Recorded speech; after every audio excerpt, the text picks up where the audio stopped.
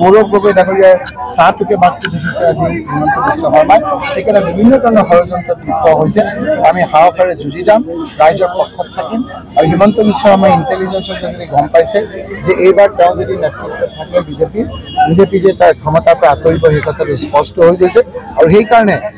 বিভিন্ন ধৰণৰ ষড়যন্ত্ৰত লিপ্ত হৈছে আমি সাহসেৰে যুঁজিম আৰু এই কথা বতৰাবিলাক যেতিয়া ৰাইজে গম পাইছে আপোনালোকে চাব যে হিমন্ত বিশ্ব শৰ্মা ডাঙৰীয়াই যেতিয়াই এই কথাবিলাক ফেচবুকত লিখে ৯৯% হিন্দু মানুহে তেওঁক বিৰোধিতা কৰে যিসকলে কিছুদিন আগলৈকে তেওঁক সমৰ্থন কৰিছিল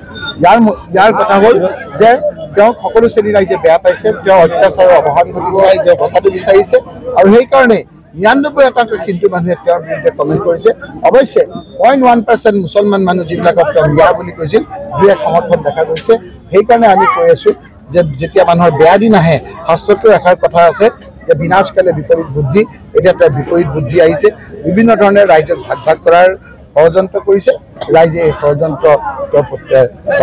প্ৰত্যাখ্যান কৰিব আৰু কংগ্ৰেছৰ নেতৃত্বত আমাৰ ইণ্ডিয়া এলায়েন্সত ইয়াত চৰকাৰ নিশ্চয়কৈ আজি আপোনালোকে দেখিছে আগতকৈ দেখিছোঁ মানুহৰ মৰমটো আৰু বাঢ়িছে এই অঞ্চললৈ আহোঁতে মই যেতিয়া 10 লাখ ভোটত জিকিছিলোঁ ইমান মানুহ হোৱা নাই এতিয়া আৰু মানুহৰ মৰম বাঢ়িছে যিমানে আমাক খুচি থাকিব মানুহে আন্তৰিকতাৰে দেখিছে যে আজি ইমান ভিতৰৰ অঞ্চললৈ ইমান কষ্ট কৰি ইয়ালৈ আহিছোঁ গতিকে ৰাইজে আমাৰ আন্তৰিকতাটো বুজি পাইছে দিনে ৰাতিয়ে আমি কেনেকৈ কাম কৰি আছোঁ এই কথাবিলাক বুজি পাইছে সকলো জাতি জনগোষ্ঠীৰ মিলনেৰে আমি আগবাঢ়িব বিচাৰিছোঁ হিমন্ত বিশ্ব শৰ্মাই যিমানে সমাজখন ভাগিব বিচাৰিব আমি হাতুৰি বটালি গজাল লৈ সিমানে সমাজখন জোৰা ল'ব হিমন্ত বিশ্ব শৰ্মাই বিভিন্ন ধৰণৰ ষড়যন্ত্ৰত লিপ্ত হৈছে তেওঁ ইণ্টেলিজেন্সৰ যোগেদি গম পাইছে যে মানুহে তেওঁক বেয়া পাইছে সেইকাৰণে গৌৰৱ গগৈ ডাঙৰীয়াৰ প্ৰতি বিভিন্ন ধৰণৰ ষড়যন্ত্ৰ তেওঁ লোকসভা নিৰ্বাচন যোৰহাটতো কৰিছিল তেওঁ আপোনাৰ ৰাইজে প্ৰত্যাখ্যান কৰিলে আজি সেই কথাবিলাক যিমান কৰিছে আজি গৌৰৱ গগৈ ডাঙৰীয়াৰ প্ৰতি মানুহৰ সন্মান আৰু বাঢ়িছে সেইটোকে মই কৈছোঁ এই কথাবিলাক যেতিয়া তেওঁ হিমন্ত বিশ্ব শৰ্মা মুখ্যমন্ত্ৰী ডাঙৰীয়াই ফেচবুকে দিছে ফেচবুকৰ ৯৯.৯৯ হিন্দু মানুহে বেয়াকৈ হিমন্ত বিশ্ব শৰ্মাক সমালোচনা কৰিছে আৰু গৌৰৱ গগৈ ডাঙৰীয়াক প্ৰতি সমৰ্থন জনাইছে সেইটোৱে আমাৰ মানুহৰ প্ৰতি ধন্যবাদ গৌৰৱ গগৈ ডাঙৰীয়াৰ চাহটোকে বাকটো দেখিছে আজি হিমন্ত বিশ্ব শৰ্মাই সেইকাৰণে বিভিন্ন ধৰণৰ ষড়যন্ত্ৰত লিপ্ত হৈছে আমি সাহসেৰে যুঁজি যাম ৰাইজৰ পক্ষত থাকিম আৰু হিমন্ত বিশ্ব শৰ্মাই ইণ্টেলিজেন্সৰ যোগেদি গম পাইছে যে এইবাৰ তেওঁ যদি নেতৃত্বত থাকে বিজেপি যে তাৰ ক্ষমতাৰ পৰা আঁতৰিব সেই কথাটো স্পষ্ট হৈ গৈছে আৰু সেইকাৰণে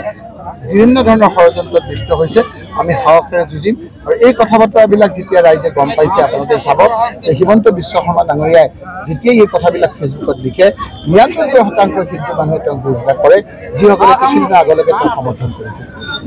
ইয়াৰ কথা হ'ল যে তেওঁক সকলো শ্ৰেণীৰ ৰাইজে বেয়া পাইছে তেওঁ অত্যাচাৰৰ অৱসান ঘটিব কথাটো বিচাৰিছে আৰু সেইকাৰণে ৯৯% হিন্দু মানুহে তেওঁৰ বিৰুদ্ধে কমেণ্ট কৰিছে অৱশ্যে 0.1% মুছলমান মানুহ যিবিলাকক তেওঁ মিয়া বুলি কৈছিল দুই এক সমৰ্থন দেখা গৈছে সেইকাৰণে আমি কৈ আছোঁ যে যেতিয়া মানুহৰ বেয়া দিন আহে শাস্ত্ৰটো এষাৰ কথা আছে যে বিনাশকালে বিপৰীত বুদ্ধি এতিয়া তাৰ বিপৰীত বুদ্ধি আহিছে বিভিন্ন ধৰণে ৰাইজক ভাগ কৰাৰ ষড়যন্ত্ৰ কৰিছে ৰাইজে এই ষড়যন্ত্ৰ প্ৰত্যাখ্যান কৰিব আৰু কংগ্ৰেছৰ নেতৃত্বত আমাৰ ইণ্ডিয়া এলায়েন্সত ইয়াত চৰকাৰ নিশ্চয়কৈ আজি আপোনালোকে দেখিছে আগতকৈ দেখিছোঁ মানুহৰ মৰমটো আৰু বাঢ়িছে এই অঞ্চললৈ আহোঁতে মই যেতিয়া 10 লাখ ভোটত জিকিছিলোঁ ইমান মানুহ হোৱা নাই এতিয়া আৰু মানুহৰ মৰম বাঢ়িছে যিমানে আমাক খুচি থাকিব মানুহে আন্তৰিকতাৰে দেখিছে যে আজি ইমান ভিতৰৰ অঞ্চললৈ ইমান কষ্ট কৰি ইয়ালৈ আহিছোঁ গতিকে ৰাইজে আমাৰ আন্তৰিকতাটো বুজি পাইছে দিনে ৰাতিয়ে আমি কেনেকৈ কাম কৰি আছোঁ এই কথাবিলাক বুজি পাইছে সকলো জাতি জনগোষ্ঠীৰ মিলনেৰে আমি আগবাঢ়িব বিচাৰিছোঁ হিমন্ত বিশ্ব শৰ্মাই যিমানে সমাজখন ভাগিব বিচাৰিব আমি হাতুৰি বটালি গজাল লৈ সিমানে সমাজখন জোৰা ল'ব হিমন্ত বিশ্ব শৰ্মাই বিভিন্ন ধৰণৰ ষড়যন্ত্ৰত লিপ্ত হৈছে তেওঁ ইণ্টেলিজেন্সৰ যোগেদি গম পাইছে যে মানুহে তেওঁক বেয়া পাইছে সেইকাৰণে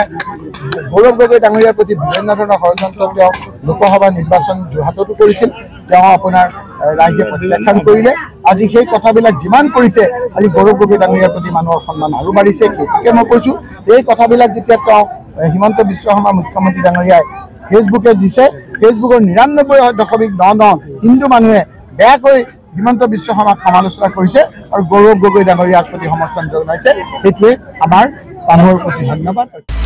আপুনি বিচৰা বাতৰি পাব কেৱল নিউজ 18 এপত নিউজ 18 এপ ডাউনলোড কৰিবলৈ স্ক্যান কৰক এই QR কোড গুগল প্লে ষ্টৰতো পাব এই নিউজ 18 এপ